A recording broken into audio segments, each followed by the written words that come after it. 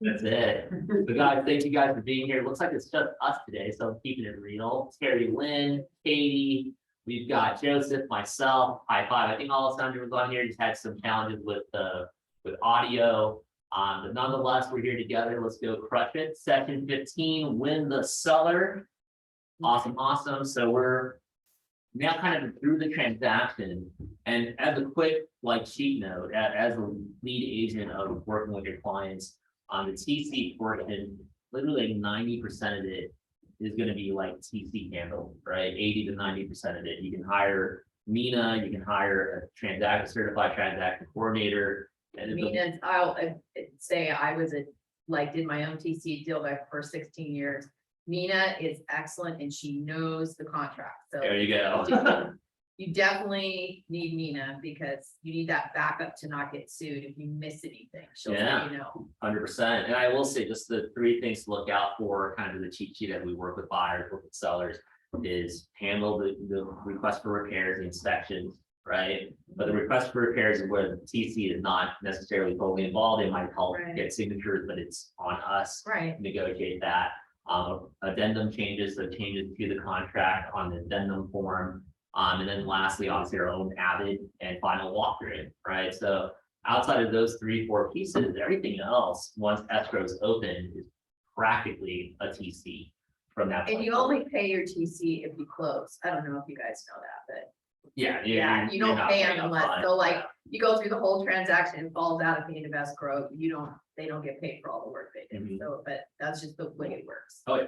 And then this, by the way, on this one, if you guys were here for buyers, win the buyer, this is pretty much the same training, just with the focus on sellers, and you'll see it as we go through.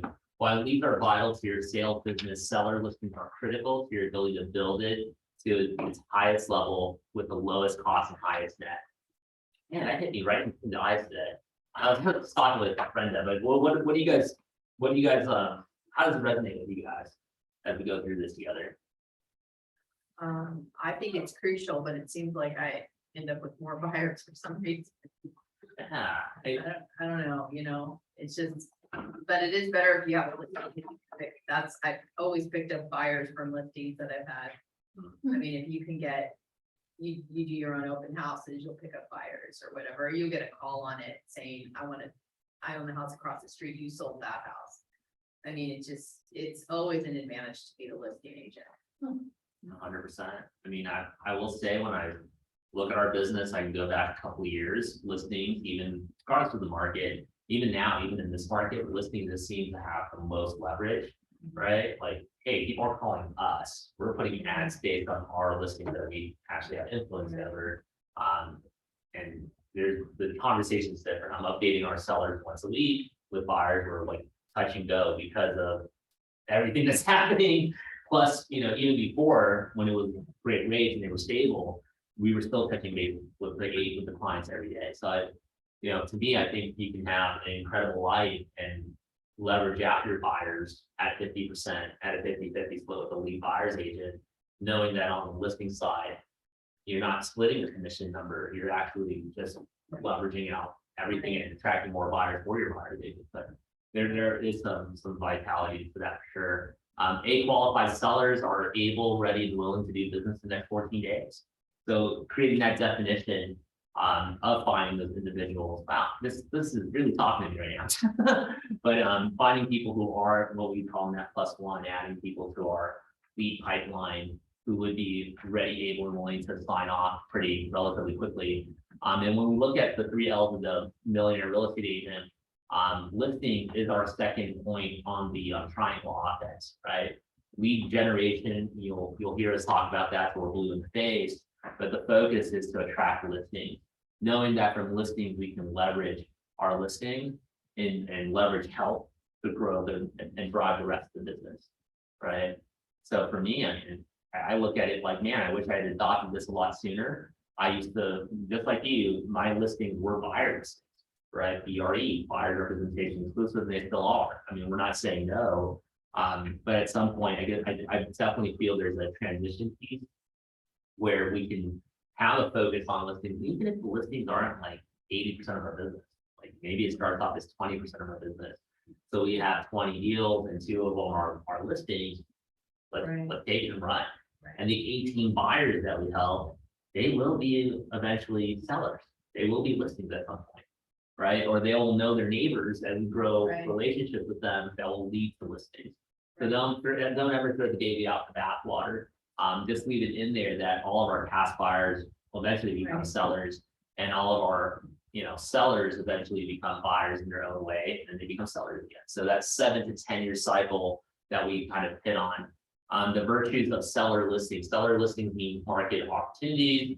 You have more control of your time. Seller listings maximize your per hour compensation. Volume. I'm gonna take a picture of this for myself because I've just.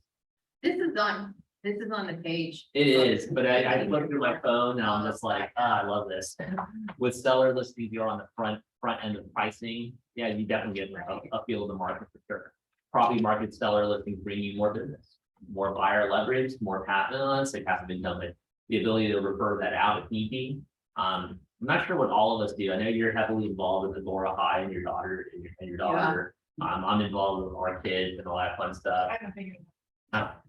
I don't get They're it. still looking. I mostly my sphere. I don't really get any business from the Agora. Well, what I'm saying though is, what do you call it? Not to like gain more business. What I'm saying is like, this is stuff that if we weren't in real estate Right. or we had money just coming into us, we'd be doing this stuff anyway.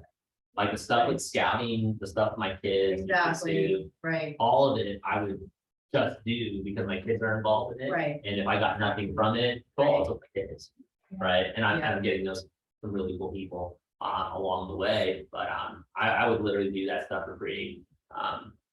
So And you do. and I do. There's like no pay. I drive all over the maps. I know, right? And so it's kind of like part of the experience. The 7-step seller service cycle, lead conversion, that's us. Pre-listing, that's also us, so that we can delegate that out. Listing consultation, that's definitely us. Servicing and marketing, we can delegate that out. Offers and negotiation, like 50-50, but most of that can be delegated out. Contract to close can definitely be delegated out.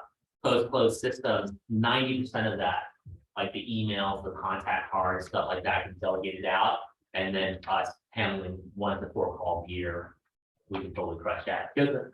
Is that a question? Sure. Offers and negotiations, if that could be contracted out, is that also part of the transaction coordinator job? I mean, I thought if you were the agent, you involved in. No, number 5 definitely would be agent.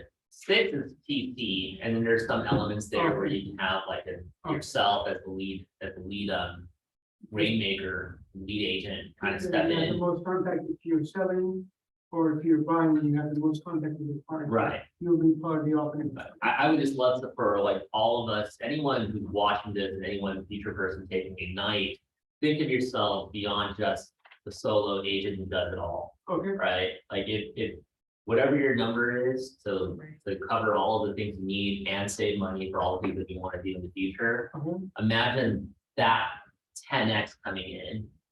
Now you have like financial revenue and space to hire people, Oh, yeah. work within your mission, your vision, and deliver outstanding service to your clients, right? One of the myths that they cover in the MREA, and you know what, I don't think they actually cover it in Ignite now that I think about it, but is that the buyer or the client needs us for everything, right? And the myth, or the myth buster portion of it, is that the clients don't need us for everything. We can actually teach others to have the same standards and values that we have, and the client can then expect the same standards and values from the operations person, the buyer assistant, whoever that teammate is, they can experience the same thing. So when I start throwing out there like, hey, this is mainly us, this can be delegated out, I don't want you to think that, oh, we're just, with one sale, we're gonna like delegate everything. No, you're gonna learn along this path, but we're also gonna have a 7th level conversation, a 5th, 6th level conversation of, hey, we're more than just salespeople. There's an opportunity for us to grow our own independent businesses, right? To whatever degree we want to grow it to. And then again, I go back to the free time that we get to have and what we do at that time. This gives us kind of a space to say, hey, I can grow a fantastic real estate business that allows me more time than ever, because I have so much coming in, it doesn't matter where it comes from, right, or where it goes out to. I'll give you all of the reason. Get the appointment. Hey, belated happy birthday. You're on scene, buddy. Whoever watched the 3 people that watched it will hear us. There you go, all of you sing. Happy Birthday. Happy birthday to you. Cha-cha-cha. Happy birthday, dear Steve Sachs. Happy birthday to you. One more time. Now it's recorded though, so now MJ and Stephanie will see it. Now you can go listen They to watch that, and the never be stuff. so sad. Yeah. Oh, Yeah, I didn't see you on your actual birthday. I was like, oh, I wonder if Steve will come in I was in today. Chicago freezing my ass off at the Bears game. Oh, we got the Bears game. I heard Right. Bears game. Did they win or lose? We lost to Oh, Washington Redskins. soup sad. Very sad. But they're called the Washington Commanders. We can do the worst place to do Bears, right? I never- Bears. Really, what's your hope is beyond degrees, beyond me, yeah. but Yeah, I'll get full. 31 degrees, Nice. and then it was windy, so it was Ooh. like 10 degrees. Yeah, frost on your beard. Yeah, it's frost every day. TMI, baby. This is fall, so they get cold. Well, we were buying sweatshirts and blankets at the Oh, stadium. God. They were selling I bet. warm weather gear. Well, this guy's from California. We're gonna scalp him now. Well, I grew up in Chicago. I forgot how getting cold. I called my dad. I said, I just want to say thank you, Dad. I go, for what? I was moving to California. But Hey, Well, thanks, happy brother. Good birthday. idea. Oh man, I love that guy. Maybe you guys should pull up his video on YouTube. It must be under the KW shares or maybe the Calabasas flight. We did an interview with Stephen. And it was like about his life and business and kids. It's really, really neat. Cool. So anyways, thank you guys for watching on YouTube. Keys to converting your A seller, respond right away to lead inquiries. What a concept. We call that speed to lead, right? A referral comes in, a call comes on your paid ads, a call comes on your listing, someone answers one of your drop offs or whatever. Right. Yeah, and now I say speed to lead within reason, right? If you're out with family enjoying dinner and phone is off, like I said in flow today, like focus on the person you're talking with, all this stuff and come back around later, right? So when I say respond right away and I'm thinking speed to lead, yeah, I want to eventually hire someone that's their one job or one of their one jobs. But speed to lead on the time that you're going to give it that type of attention. Get valid and complete contact information, savings command, and get an opportunity. Again, this is very similar to our buyer conversation. Determine their motivation to sell, so you can speak to it. A selling point would be, hey, I'm just starting the divorce process, and we need to get this listed right away. I mean, that sounds like a pretty like, hey, Right. hey, you know what? I missed 2 of my mortgage payments, and I don't know what to do. Okay, Right. hey, there's So that. right away. Yeah. Yeah. Or before it shows up on an NOD list, Right. every realtor and their grandmother calls you. Right. Set an appointment, time and date for as soon as possible and send a pre-listing packet. Pre-listing packet, very something super simple, it might be your resume, a little bit about yourself. On demand, by the way, like it's like the buyer one, you can create a pre-listing packet through the marketing tab. Oh, I was just wondering, when you make up this buyer's guide, Mhm. where do you look at it? Where do you send it from? Yeah, you can actually on that. Where do you find it? I mean, I know how I'm to right edit it. there too. I'm like, where the hell do you find this? Where do you yeah. find this stuff? Right, it's like, They're like, there, oh, you can edit it, but then where is it? Like, to look at it. Yeah, please. I'm Oh, with you. reports, where's reports? It's under designs. Oh, After I've right. seen my VA pull it up, Let me it's see. under design, Design, bottom left before the very title last tab. design. And then real quickly for what sellers want most from their agents, price home competitively, help seller market home to potential buyers. So all of this is something that we already do. Sometimes it's just a reminder of us to say, hey, where else can we help? The one here that says help seller find ways to fix up home to sell more. We still have KW concierge that we can reach out to, kind of like the same value proposition that other brokerages offer. Like, hey, we have Like contracts. to comment, the contractor thing, it's called Right. AW concierge now. There you go. Yeah, so you have that option if that's really something they need. Ultimately, price sells the home. Let's call it what it is. If it's sitting on MLS, it's just that the price is too high, right? And it's not low enough for people to say, hey, this caught my attention. What do you think, right? I think the price is too high for the market. Mhm. I mean, because we have a shipment market, and maybe the price will be too high. Well, that's it, yeah. I mean, it also happens to reverse where homes are sitting for so long and interest rates drop, they eventually sold, right? Build confidence and trust, 7 close to appointment tactics. Again, this is very similar to our buyer one. Show the benefits, take that close, negative, positive close, give them what they're looking for, trial close, assumptive close, tie downs. Just like I shared last week, trial close was really my favorite. So Katie, if we were able to go ahead and make this happen for you, get you over to, I'm gonna use Steve Stacks, get you over to Chicago within the next 3 months and help you make this close so that you can maximize your tax benefits. Is there any reason you wouldn't go ahead and get started today, right? So that's also kind of a then statement. Questions versus objections. When a question is asked, answer. When an objection comes up, address it. And I'll take it a step further on that is bring up the objections before they become objections. Answer them in advance as part of your conversation with them. Like a big one would be time on market. Hey, John and Mary, I understand that your neighbor's homes have sat on the market for quite a while. And it's almost becoming normal to see a home sit 90 to 120 days. Is that something you would be comfortable with if your home were to sit that long? Oh, no. And, so that's the objection that would come up that they haven't brought up yet, but I'm going to address it, right? I might address the marketing. I might address the current interest rate. I'll bring stuff up ahead of time. I address the conditions up front as much as possible. Right. Like the ASOP or So what do you say for your commission?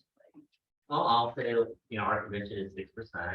And typically, I know you could probably like to get somewhere a little bit less. I will say that usually 2.5% of the overall commissions paid to a selling agency, a selling brokerage, or another agent's company if they're involved.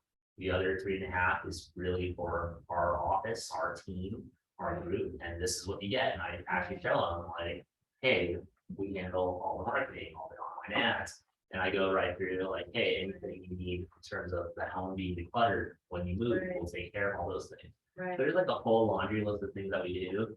And then if they really are like kind of hung up on it, it's so you start taking away like the stuff that we can provide, Right. right? Because that 2, to say it for anyone who watches it, but that 2.5 just for our agency when we're not capped doesn't allow us the flexibility to have a proper clean out of the house to turn over keys. Right. Doesn't give us the ability to truly help them move out of the house. Right. Or even when we are capped at 2.5, it's still not very incentivized to pay, $2,000 to get 1-800.gov to get all their stuff out. Right. All the stuff they're leaving behind. So we basically introduced what the equivalent of the easy button to Right. them in that situation.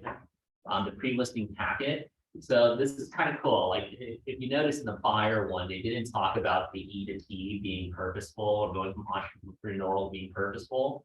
The idea with the listing side is that you can do a pre-listing packet. You also do a buyer's packet. But when you like formulate a way to just say every listing we take, this is what you focus on, this is what we send, it becomes standard operating procedure, right? Kind of like hey, you were a teacher, right? I talk in problem. Oh, okay, got it. Never mind. Wrong one. Okay. So I'm totally like improv myself. Like in terms of business, I tend to just kind of go with the flow, like very little systems. What I did find is working with our operations person and the virtual assistant, if I had a system early on, even just a simple, like this is what I did type of thing, or this is what I do, it could have been easier to just say, okay, this is what I do, help make it better. As opposed to, okay, what do I do? Okay, let's break it down. Oh, I don't do anything. I just kind of make it up case by case. But what I have found when I know what needs to be sent out and who needs to send it out, you're able to get so much more done and break through ceilings of prior achievement and stuff and so forth. The pre-listing packet goals, the pre-sell, build the seller's confidence, answer their questions and objections before the presentation. save time, makes the consultation experience smoother and shorter by tackling common obstacles.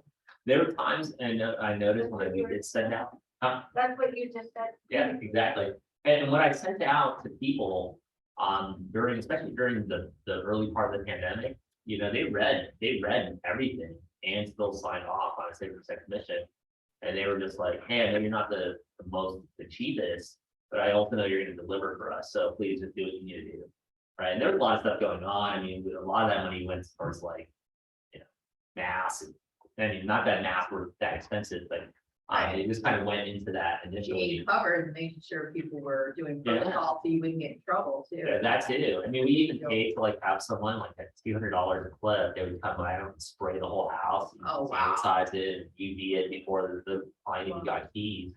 So we said, it was like kind of like extra work and extra Right. cost, but it was also, especially when people were still a little weird about everything. Right. We did that. State your value, tell the seller what you bring. So the pre-listing packet can cover so much ground. The criteria include, will you review it in the listing presentation? Does it eliminate the need for a listing consultation? Is it a primer for education you'll provide the listing consultation? And a lot of this, you know, honestly, yeah, I mean, now that I think about it, I'm not, you know, I sent the pre-listing packet out. The last one we did last week, I just had to show up for lunch and they signed everything. Right, they already had all the information, there was no presentation, it was just kind of like, oh, are you sure we can't sell it for 500? No, we can't sell it for 500, we're gonna sell it for 450, maybe less. Okay, I'll sign it. Pre-listing packet, that's in command, though, isn't it? But it's all pre-made. You can preset it so where it just has like your bio, your background, you can also add comps to it. My pre-listing packet is just like a basic resume, the comps, and then the actual car form that they're gonna sign off on. Oh. And they have the option to sign off, you know, print it and sign it. I also send a DocuSign version to them, Yeah. and I just let them know, hey, I sent something to you for DocuSign, don't sign it yet, it's just gonna sit there. And it's just, hey, if you're ready to allow us to market the property based on what we've sent you, just access it, DocuSign, and just tell me I'll be sending it to you.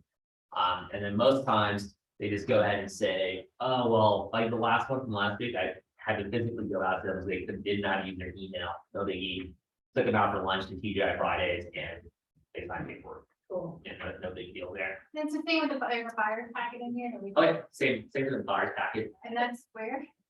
Under, I still can't find where my buyer's guide is after here, sorry. under designs.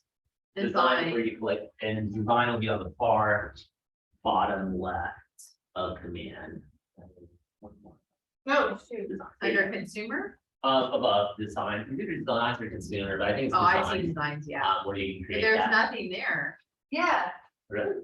Yeah, mine has nothing. What about if you I hit? need a little more.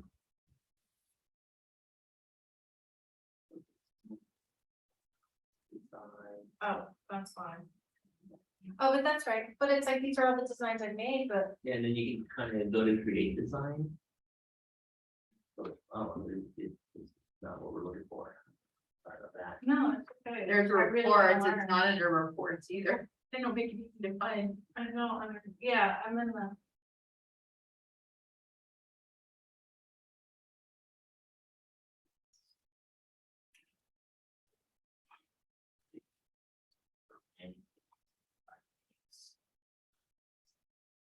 Right, so I'm gonna do summary. And what's weird is I thought at one point I could find it and then now I can't. Cause I know that I went in and. Those are all the things that I.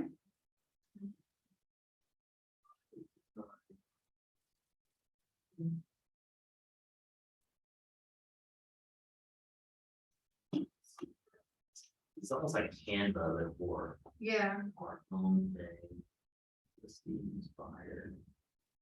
The buyer presentation. But what's The the, thing. is that the same as a? And that would be the same, Packet, that would be the same as a packet. Okay, The listing presentation here, because I basically. Full disclosure, just give them everything that I'm gonna cover with them in person. Where did you find that? The buyer, So you're gonna go under, cause here's the buyer's guide, so where do you find it? Like, see it after you made it. Oh, under consumer, so you got it on consumer, we did it through, design. You got it on consumer? She got it on consumer. Oh, yeah, it says right there, great guide builder. Right, to build it, but then you can't see what your finished product looks like or send it anywhere. There's. It just says edit, but it doesn't give you the finished product. Oh, you go to So you go site to and site app, and it's an edit, app. Oh, So sorry, so you can create it too, apparently, but, under consumer. oh. I went to guide builder. Oh, there, you found it, okay, guide builder and then site and app settings.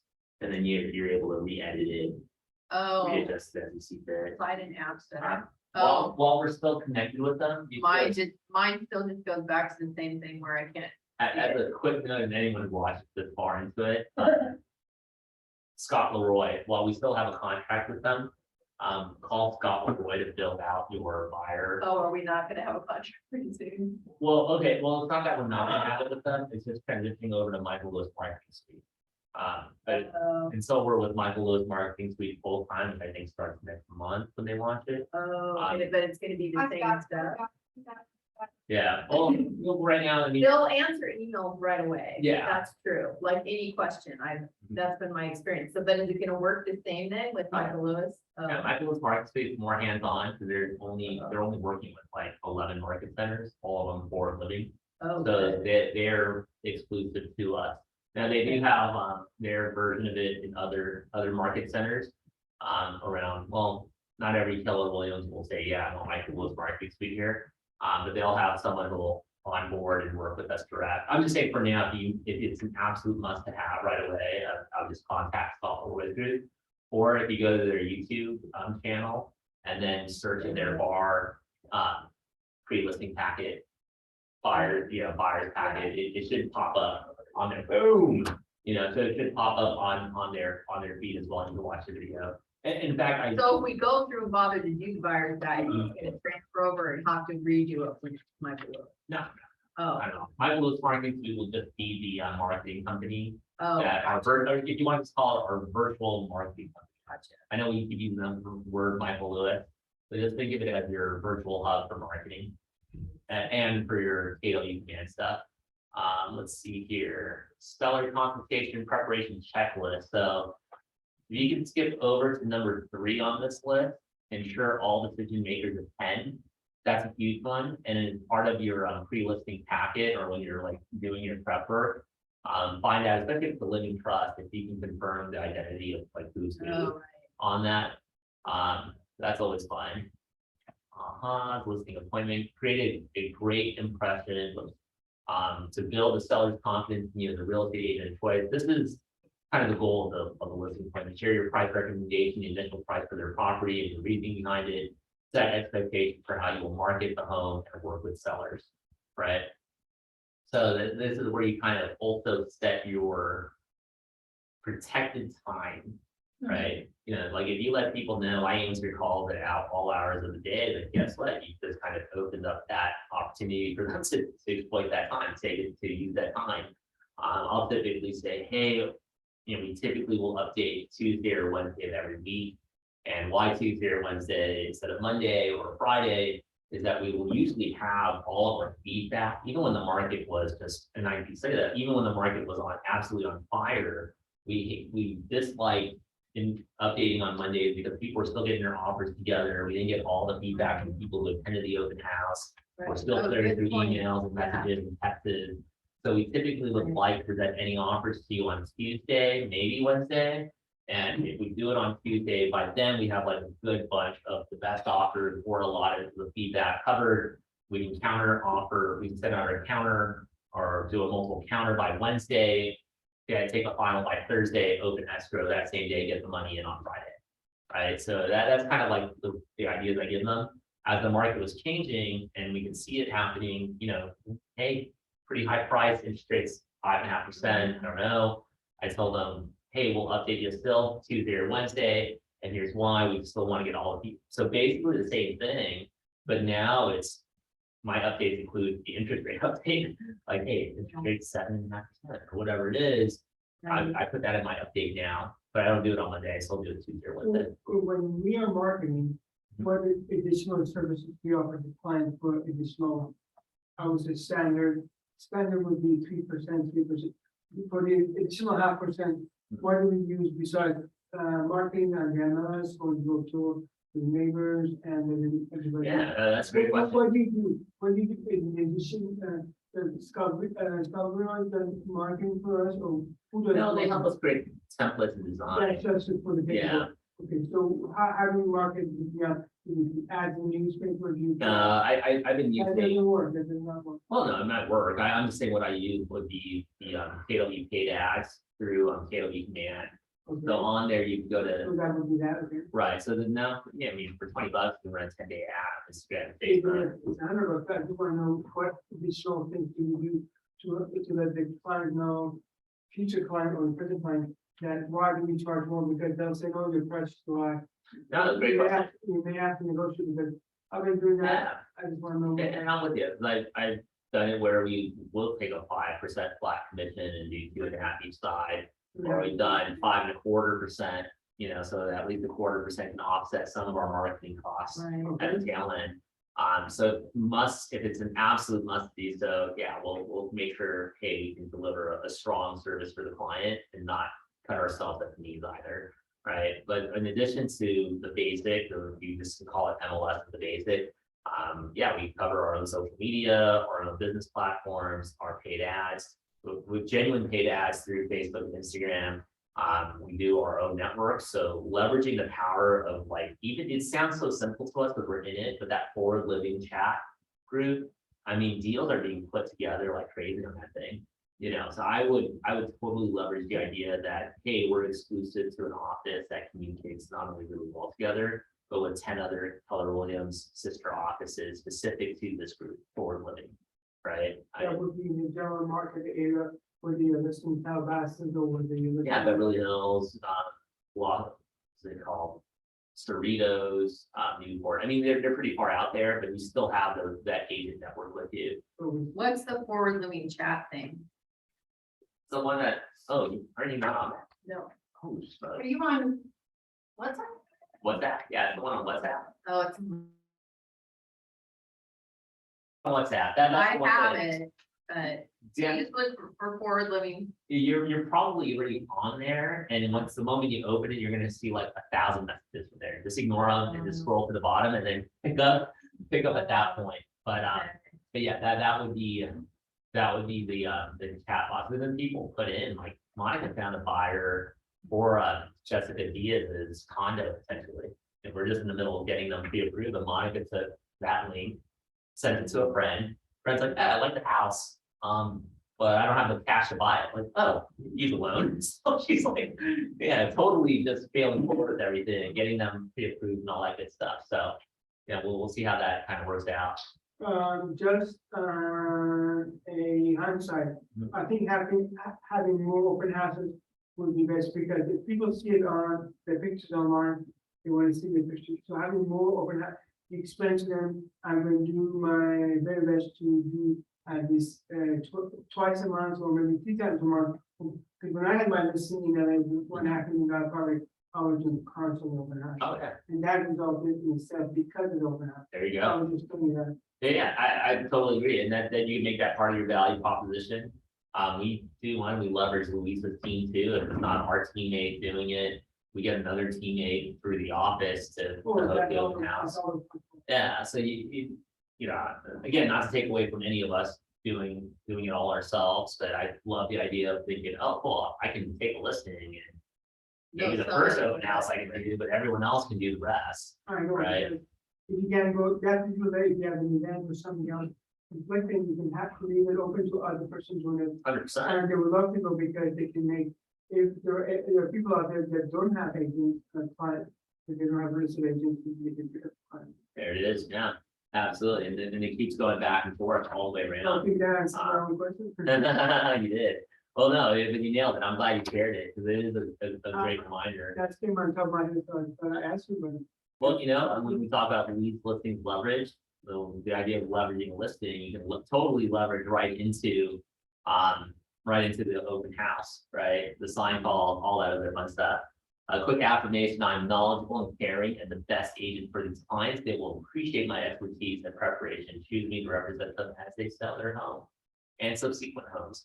And Paul Morris at Flow taught with ease, right? And allow me to represent them as they sell their home with ease, right? Make this the most easiest transition ever. Opportunities, listing walkthrough. So the listing walkthrough would be walking with them through their home, asking some of the improvements, some of the things that stand out for them. I tend to actually point out things that may be wrong with the house, like obvious cracks, discoloration, stuff like that, that would be in my agent visual inspection disclosure. Right. And things that, hey, I noticed that there's a big stain here. Was this from a leak? Yeah, it was from a leak, but it was from so many years ago, we just never painted it. Great. Do we have, how many years ago was it? Do we have receipts for it? What's done with, so real basic stuff, almost like they haven't even signed the listing agreement yet in that situation. I'm still walking through the house, but they understand I'm looking at this through the eyes of the buyer and what they're looking at, what they're seeing. Even the market was like just on fire for sellers, if people are buying it as is. We're showing them the value of who we are and what we represent by pointing some of the what we consider obvious, not so obvious to them. I think you made a good point, seeing from the eye of buyer, that's probably the best. Oh, yeah. And then the handwritten note, which I eventually evolved into send out cards, and I tacked brownies to it for $5, no big deal. But the handwritten note, never lose that. I think that is something that, again, it's a lost art, and people, take it for granted. My handwriting is absolutely embarrassing, but, who is the woman from Finland? What's her name? Sonia. When Sonia was like, oh, you write one, and then you write it in blue ink and you copy it, I was like, Genius. yes. Oh, yeah. And then, you know what, once you, again, lead with revenue, but when you get to the point where you can invest in like send out cards or something like that, it's so worth it being this tight person all the way across, if that's your preferred method, or whatever font you want it in, and the card goes out. Regular mail, not mass, and people get it, people receive it, and it's received very well. What is that for command? They don't have a feature for that yet, but it's a third party, and there's probably other companies that like it. Send out cards is one that I happen to be associated with, like I just paid. Send out cards. Yeah, send out cards and all that fun stuff. Yep. Cool. Listing agreement. So the listing agreement, we be dedicated, a whole class could be dedicated to this, right? On our basic car form, I'll put in there, the admin fees to be covered by the seller, the TC fee to be covered by the seller, literally on the first page. I've never had anybody care about that. Even though it's like $500 or whatever it is, they don't care. So get it up front. I won't say the company names, but when I was the ATL for the other Keller Williams, we would get agents who were joining our office with from local brokerages, not competitors, just local brokerages. And we'd ask them, hey, come on, just ask what was your admin fee or, their equivalent of what we were doing. They were like $1,500. Like, Yeah, whoa. a lot or more, yeah. Yeah, I was like, goodness gracious. And we were weird about asking for 400. I know. Oh my goodness. So I just thought it has mind blowing. But to your point, Carolyn, people do have a charge. I'm not saying that we make any money on that. I don't. It's No, just I the don't price for TC and the office compliance fees and all that stuff. And so we only earn. Yeah, that's true. I get them to pay for the TC too, Katie. You just put it right in there. Transaction. Yeah. Oh, really? The BRE. They don't ever even bother care about it.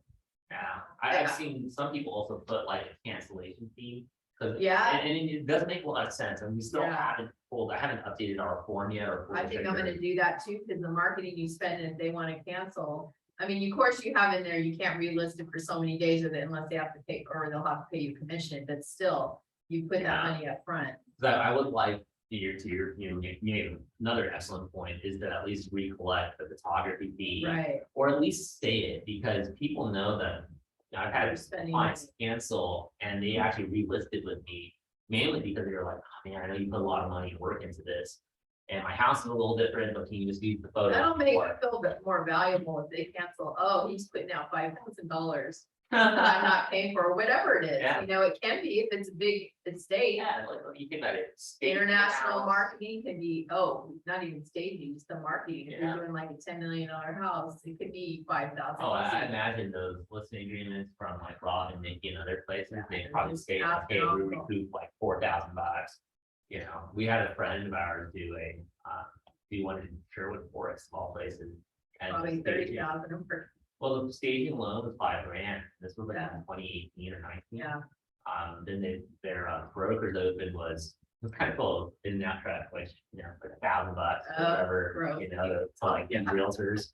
And then, realtors love it. yeah, but you know what, they sold the house in one weekend, essentially. sure, It was yeah. like one big open house and the follow-up one. That's was true, really your contract. brokers is expensive too, I mean, I knew someone who put a 20,000 marketing in there Mhm, in, on a big property, you know. right.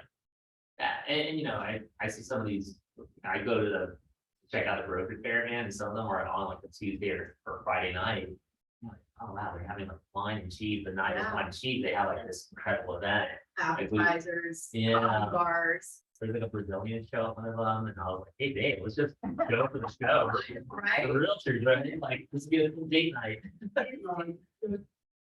Oh, Kind of a question, for a house that's approximately 2,000 square foot, you have 2 bedrooms. What does what would your photographer charge to make? Is it? Not much, probably like $400, $500.